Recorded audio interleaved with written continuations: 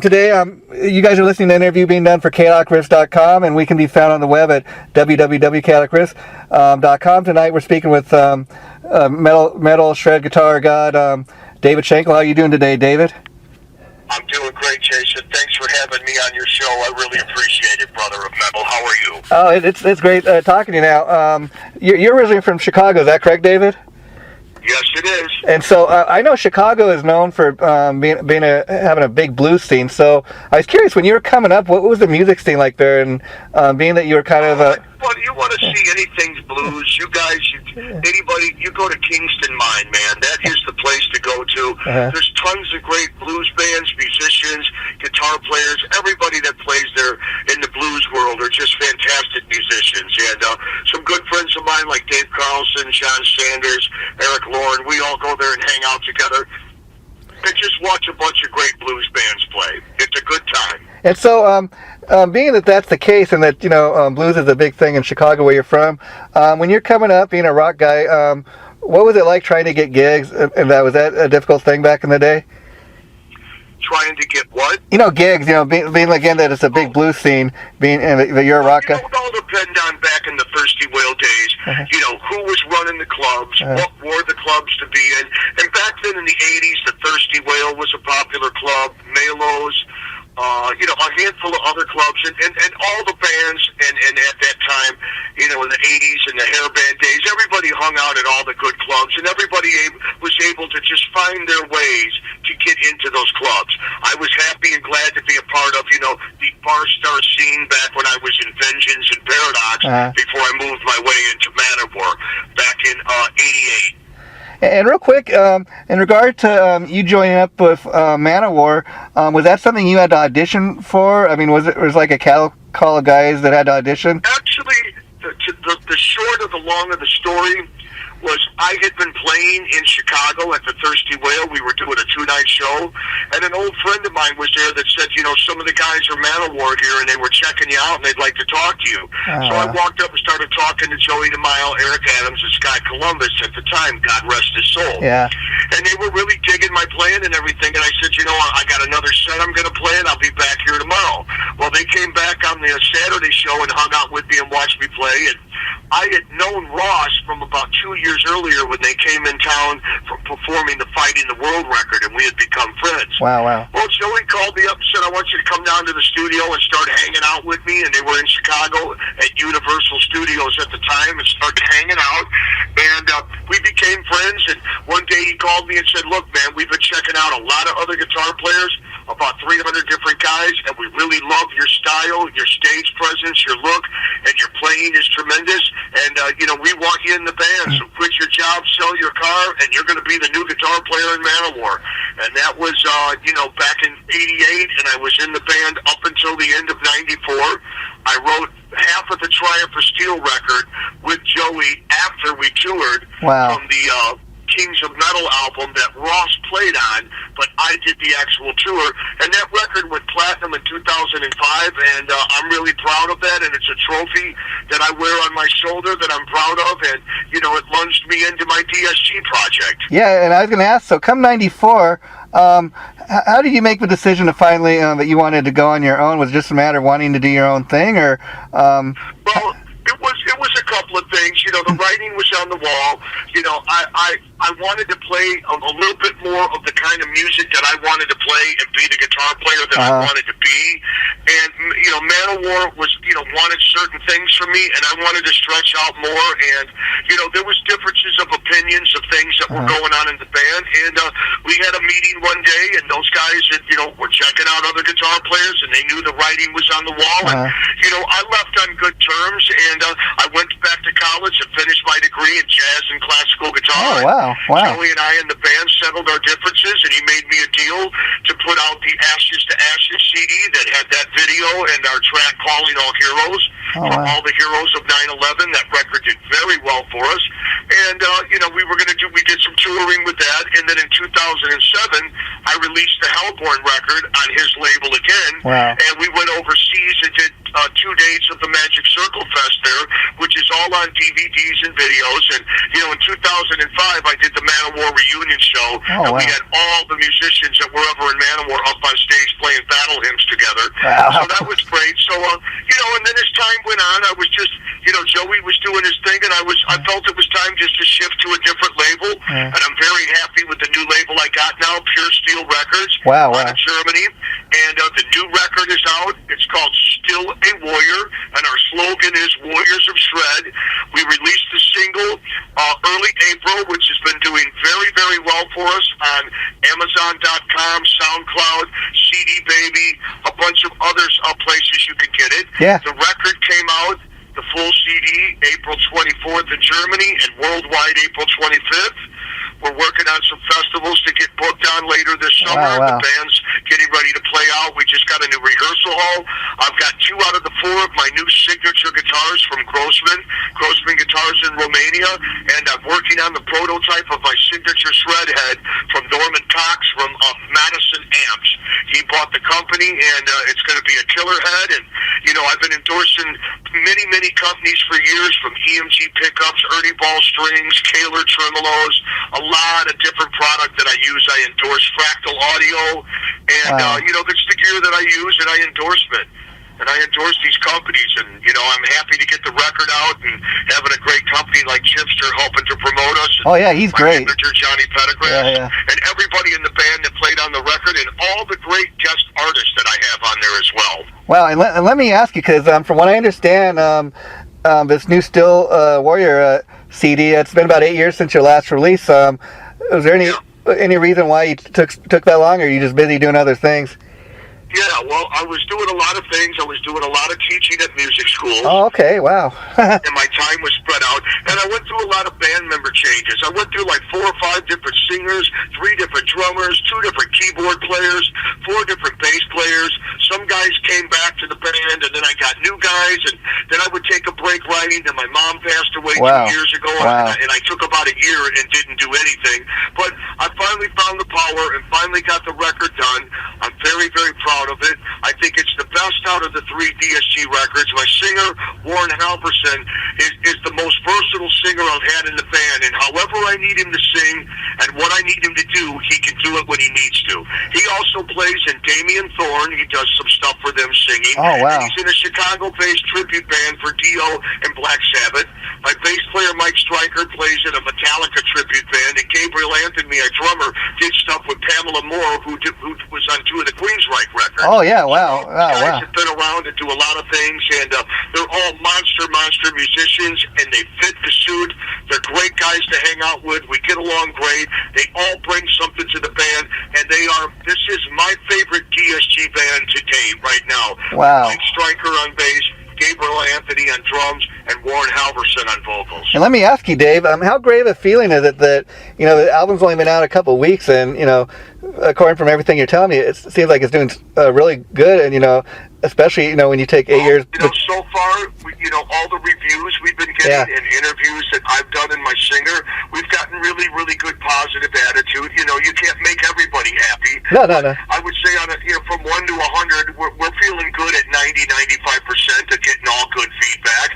And, the record label likes to hear that. We like to hear it as a band.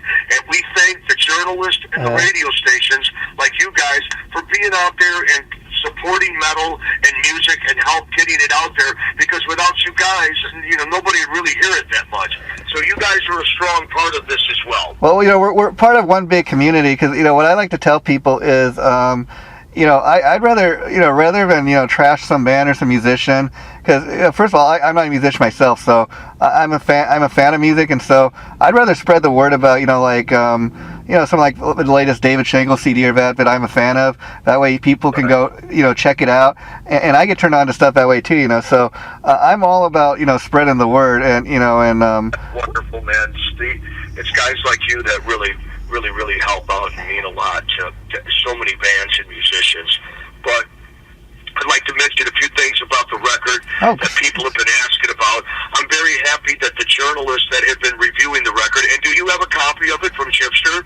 Yeah, he sent me one, and I really dug everything I heard. And one thing I was going to say that that I think you're really smart in doing is, being that it's a David Shankle group, you could make it all about yourself. But just talking to you, I could see too, like you're telling me about, how talented your other band members are. I mean, you could put out... Brother, my name of the record is my name for a couple of reasons. One, MASSACRE put me on the map, and I give them credit for that. Yeah. But my guitar playing speaks for itself, and I don't fear anybody out there. And I've been hailed as one of the best neoclassical shredders out there. Now, whether somebody believes that or not really makes no difference, but I could stand on my own 2 feet, and I fear nobody, and I play my music my way and do my thing, and I think I'm a hot enough player to have the name after my own band, and I've proven it time and time again definitely. with my music, my records, my live playing, and my records and my lead playing.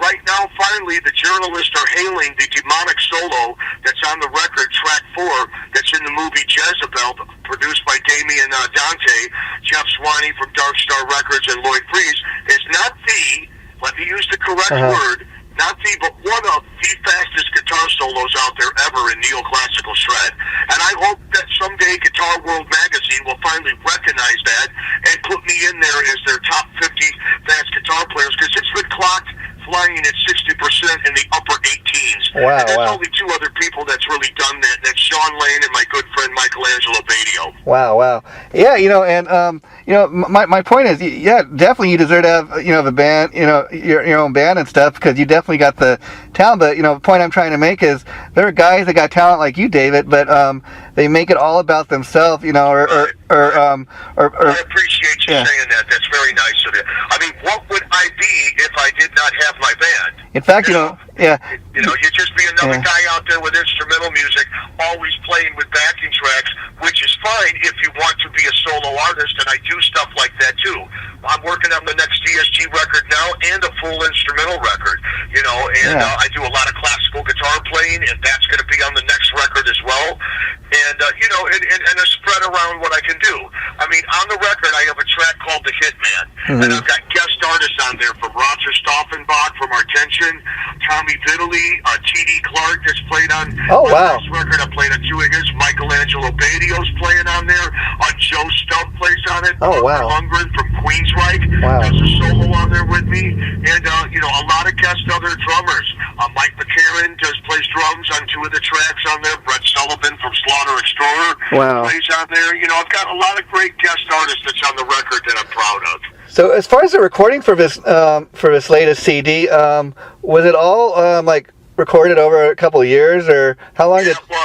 It was recorded with 3 different guitar preamps, mostly the same bass stuff, and and every time I'd get a different singer, we'd rewrite the lyrics, slightly change the melodies, and blow him in on the track. So this record is not 1 amp for the entire record. It was a lot of different preamps that I was using and or endorsing at the time as I was recording the record. And then my engineer, who's fantastic, Jay Walsh, who used to run Farview Recording, he actually mixed the last record, Hellborn, and John Scripes, who owns Massive Mastering for mastering the CD, he did this last record for me, Hellborn, and he mastered this one. So I'm glad I was able to get those guys to jump in at the last minute and get the results like I did for it. Now I've updated my studio, and everything I'm working with now is in Logic X Pro and Easy Drummer 2. So I made some changes since I've done this last record. Oh, cool. So you got your own studio. So I was curious, do you ever produce other acts as well? Personally, no, but I do give them advice when people come to me. I do a lot of guest solo work. I get paid to play on a lot of other people's CDs, and I have people play on my CDs as well. Yeah. But I'm not really producing anybody else right now. I hear you. And now you mentioned that you teach. Do you like? Yes. I've been a professional teacher for over 20 years. I've taught at several different music schools over the years, and right now I have people that come to my home studio, and I do online guitar lessons through Skype, which is live. Okay. You can set up, get 2 lessons a month. My ebooks are included, and if you got high-speed internet connection, I have it. You got a camera. We see each other sitting in the privacy of your own room. So if there's any of you guys out there want to learn to reach your goals, I can help you. Come to me on my Facebook, David Shankle, or David Shankle 2. We have the David Shankle fan page and the DSG fan page. Our new official website is davidshankle.com, and it's got everything on there from everybody in the band all the bands they've been in, links to our swag site, all the records I've ever been on are up there under discography, band photos, bios, everything. There's a couple of websites out there that are like David Shankle Group, DSG-David Shankle. Those were all run through MANOWAR and a different company when I left the band. Those sites are dead. Do not go to those. You want strictly www.davidshankle.com. That is the official website right now. Okay, wow. And so now I was curious, as far as the new CD goes, are these songs that were freshly written for just this CD, or is there any older material that's been laying around for a while that ended up? No, all this stuff is just new stuff that I've had that I've just been writing over time and time and time, and have gone back to and was able to pull it together for the record. Yeah. You know, so that, and what was nice again, having the versatility of my singer Warren, I was able, when I wanted him to sound like Dio, he could do it. Yeah. When I wanted a little Halford or a Dokken, or I wanted some Coverdale out of him, I could get it out of him depending on where the music wanted me to change his style a little bit. That's what I really love about Warren's style, is he's very, very versatile. Cool. And now, like you mentioned, the new label is based out of Germany, and you have a lot of festivals. Steel Records. And you have a lot of festivals lined up for Europe, which I know even you can get the record directly from them if you want to. PureSteelRecords.com, iTunes, CD Baby. It's out there for the taking, man. Yeah, and I know a lot of artists. They're a lot more popular, like in other countries, like even MANOWAR. I know they do a lot of touring in Europe, but will you be touring the U.S. as well, or does it? Well, yeah, we're going to be doing a lot of shows around the U.S., but to really get the band overseas and tour, I don't think people realize. First of all, you need to have some support from the label that want to help pay and get the band over there. And number two, you got to get promoters that are interested enough in wanting to bring the band to whatever country or festival you're doing, and to pay and bring the band over. Unless you're a giant band like Judas Priest, Scorpions, and MANOWAR, a lot of those bands out there aren't just paying their own way to get over there. Some of them help with the help of the record label and the promoters.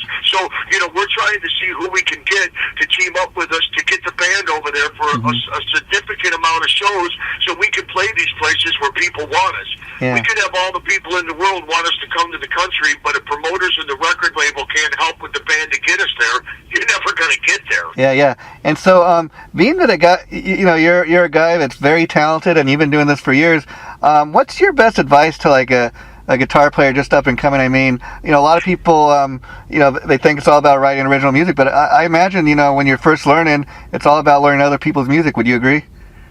My advice I give to somebody that's up and coming is, like the styles you like, find the best guitar teacher you can in your hometown, or somebody online like me, take some lessons from them, let a teacher break down what you're doing and help you reach your goals and cut the fat off the meat, so you're not taking forever to play the way that you want to, and practice diligently, and go on YouTube, and you can see so many other wonderful guitar players and musicians on there, and drummers and bass players, and take bites out of different guys and pick what you can that you like and try and get it into your own style. But it's always good to have hands-on lessons when you're just starting out, so you're in a room one-on-one with somebody so they can really show you what you're doing, or being on Skype's live where you can see each other, to really have somebody break things down for you. You could buy every instructional DVD there is, but that will only take you so far. You need hands-on instructions with a teacher, and that's the best advice that I could give up-and-coming guitar players. Oh, cool. Study music theory. Go take a college course if you can on music theory and stuff. It will only help open doors for you. I graduated from Roosevelt University. It was one of the best things I did to go there and do that. Wow. That's amazing. See, people think it's all about, just who you know and that, but the fact that you're even educated in music, that, that's... Oh, certainly. Yeah. That helps. The more educated you are and the more you understand, the better doors can open up for you for your writing style, your lead playing, your melody, your pickup notes, harmony choices, and just how you express yourself as a musician and what you feel in your heart to try and come across in your music, and hope that the fans like it. There's an old saying that we had in MANOWAR that I learned from Joey, and it's very simple. If you've never seen DSG before, come see the band. We welcome it. If you like us, let us put you on a mailing list. Here's a CD or a T-shirt. Tell your friends about us. If you don't like us, don't ever come again. Yeah. For your $10 at the door. whatever. Yeah, and as far as people coming to check out the David Shankle group, of course, people want to come hear you play your own music, but being that a lot of people know you from MANOWAR, do you ever throw in a MANOWAR song or two in the set? Yes, in our new set list we're doing right now, because I have 3 DSG records out, we're having different lengths depending on where we're playing, on how long we get to play or need to play, and I will definitely be throwing in a couple of tracks and some surprises off the Triumph of Steel record, because if I'm going to play any MANOWAR songs, it's only fitting that I play them off the record that I was on and that I co-wrote those songs on with. So we're definitely probably going to be throwing in like Ride the Dragon and Metal Warriors or something like that live. And as far as people are now coming to me going, dude, you got to give me some MANOWAR stuff. I'm definitely going to be adding some MANOWAR stuff for my days in the band. It's only fitting. And as far as the David Shankle, fans, it's great that you finally have 3 albums worth of material. So, is it going to be hard making a set list? I mean, how much of a new album do you think you'll be? Well, that's a funny thing you say that, because actually right now most of the stuff we're playing is from the new record. We've got like 3 songs from Hellborn and like 2 songs off the Ashes. Wow. We might add a 3rd one from that, and then I want to bring in at least 2 MANOWAR songs. Plus there's some other surprises in the show as far as guitar stuff that I do and drum solos and stuff that, will be worked into the set as well. Yeah, and of course the new CD is just dropped, but I was curious, once you get on the road, have a couple shows on your belt, have you given any thought to maybe putting together like a live DVD and Avaline or something? Oh, definitely. We're already scaled to do a video for the new record. Cool. We're probably going to do something for the first video that will be a live thing of the band, like you used to see on MTV. Yeah. What I mean? Live of the band with the audio dubbed in from the record, that kind of thing. That's the kind of video Pure Steel's looking for the first video, and then we'll see what we do for the next one. And let me ask you, David. Definitely, I'm hoping, with the records I've done and, what I've done the best I can with my career so far, I definitely would like to have the opportunity to have a fully live DVD of the band, but let's see how things go and see where the future takes us for that. Yeah, definitely. And let me ask you just a couple more questions, David, because I know your time is limited. But as far as your writing style, like when you're writing songs, do you usually start with does it usually start with music, a guitar riff, or do you usually write the book? It usually starts with something I'm feeling in my head, and I sit down with my 7-string or whatever and start plugging away at this, and then I'll hit the record button and let a little bit of it roll, and then something else will come to me in a day or two, and either that will work with what I was doing, or it completely strikes up a whole nother tune. Once I get enough of the meat of it, it's very easy for me to write the rest of the stuff around that. I usually like to get the entire rhythm written, lay that down to a click track, put down just a standard bass line, and then I hand it off to my drummer and my singer and kind of tell them where I'm going with it and what I think is verse, chorus, and all that. Then I start constructing my guitar solo around it while these guys are working on the drum parts and vocals. Then I get together with my singer, see what he's got, and start helping him with melody lines and harmonies, and really start to construct the castle. You know what I mean? Yeah. The finished product. Yeah, and then I was curious, when you were growing up, just starting out as a guitar player, who were the guys that influenced you? Some of your real big heroes. Well, that's from all different eras, but some of my favorite guitar players were guys like Al Di Meola, Alan Holdsworth, Frank Cambaldi. Wow. I like Andre Segovia, Uli John Roth. I like, and then as I was growing through the years, I was already becoming an accomplished player, but I definitely liked guys that I was into, like Jason Becker, Paul Gilbert. I like those kinds of guys. Michelangelo Badio, he's a friend of mine. We're kind of cut from the same clay, but we have our different styles. Good friends. A lot of people compare our playing, but, he's a great guitar player, too, and a friend of mine. I was definitely influenced by Michael Schenker. I think he influenced a whole friggin' generation. Yeah. You know what I mean? Yeah. Some guys that I like aren't necessarily an influence, but I liked Eddie Van Halen, Steve Vai. I like those guys, but they weren't necessarily huge influences on me. You know what I mean? I just liked what they did, and they were popular. Yeah, you bring up Uli John Roth, which is interesting. A lot of people may or may not know him from years ago. Scorpions, and he just put out a solo album. A lot of that stuff he re-recorded. It's an album I suggest people check out. It's really worth checking out if you haven't had a chance to check it out yet. Oh, definitely. It's called Scorpions Revisit or something like that. And then I was going to ask you, you're mentioning about, you're definitely no argument about it. You got the talent, Dave. You're a very talented player. So Thank you. why do you think, not so much among the fans and the music industry, but why do you think you remain like such an under the radar guy with people like Guitar Player Magazine and stuff, or Guitar World? You know what? I don't know. People. I would love to ask Brian May that why he's an underrated guitar player and he's in Queen. Yeah. And I've had a few other journalists say, David, the way you play, the way your songwriting is, your days in MASSACRE, what you did on the Triumph of Steel, people say I can compete with the best of them. Whether other people believe that or not makes no difference. It's just, I don't know why. Hopefully things can change and Guitar World magazine will recognize me and my talent and for what I got and what I can do. It's a shame because I always say this, my friend, do not confuse people that are necessarily more popular than you. Has absolutely nothing to do with them being a better musician with you, and that's not true most of the time. Just because somebody's more popular than me doesn't mean they're a better guitar player. Oh, definitely. Necessarily. And I say that with all full force and full heart, whether anybody believes that or not. It is what it is. There's a lot of bands out there that play that don't even have any leads in their band. And and there's all different styles of music for everybody.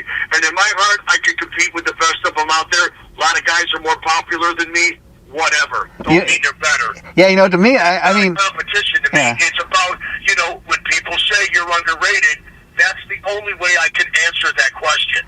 I mean, to me, it's not so much about who's more popular. It's kind of about like how long you've been in the game. And what I mean by that is, even if you never end up on the cover of Guitar World magazine, you're still out there doing what you do. You still got 3 songs. You still were in MANOWAR all those years. So that's a lot more than a lot of people have accomplished. True. There's a lot of guys out there that may be more popular right now, but they've never done what I've done at the caliber of MANOWAR and toured. I toured over 30 countries for 7 years in MANOWAR. I've got a platinum CD out, tons of DVDs, and it was a wonderful experience, and I thank God for it. Every time I pick up my guitar and play, and it helps keeps the fuel for my fire burning for me to keep doing my music and do what I do and what I love, man. And just always be strong and just keep moving forward like a warrior of shred and a warrior of metal, man. And that's why, if you like this, great. If you don't, that's okay. I got enough fans out there that do. That's why, that's a perfect title for this album, Still a Warrior, because again... Still a Warrior, and the slogan is Warriors of Shred. Because again, to me, it's how long you're in the game, and the fact of the matter is, today in 2015, as we sit here talking, David, the name David Shankle means something to people. I mean, it doesn't necessarily matter that your stuff gets played on the radio or MTV or in Guitar World. You're out there doing it still, and like you said, you have opportunity to play some of these big festivals, hopefully this summer.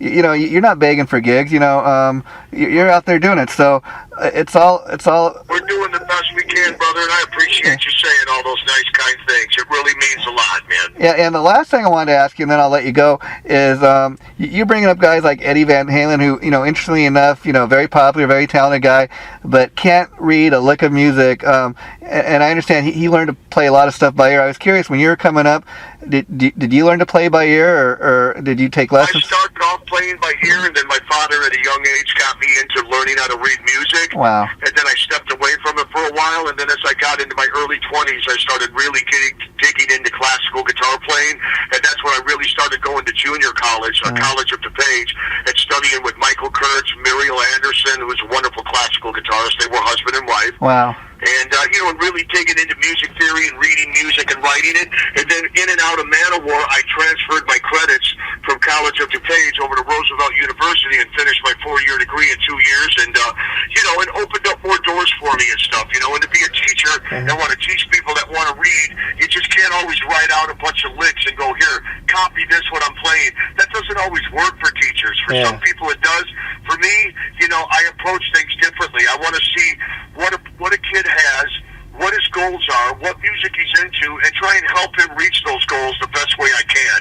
And try and help them understand what they need to know to get to those goals. I think that's what makes a really great teacher. Wow, but I'd have to agree. Very, very impressed, David. It's been great talking. Before I let you go, I just want to say thanks for taking time to do this. I really enjoyed talking to you. And just to let you know, the interview will be going up probably in sometime early to mid-June, and I'm also going to be writing a CD review. So we're going to have an interview and a CD review. Do me a favor and make sure all of that gets to Chipster, and friend me on my Facebook, David Shankle 2. I will do that. My one's always full, and I would love to be friends on there.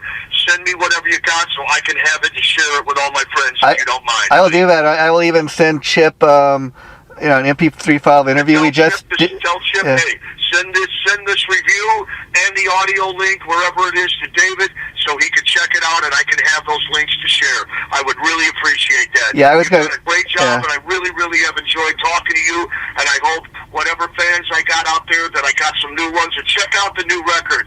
DSG-David Shankle Group, Still a Warrior on Pure Steel Records, and the slogan is Warriors of Shred, man, and we are out there kicking ass right now. Hope you dig the record, man. Check it out. Okay, take care, my friend, and I will do all that. Thanks again. Thank you very much, Jason. I really enjoyed the conversation with you. Okay, bye-bye.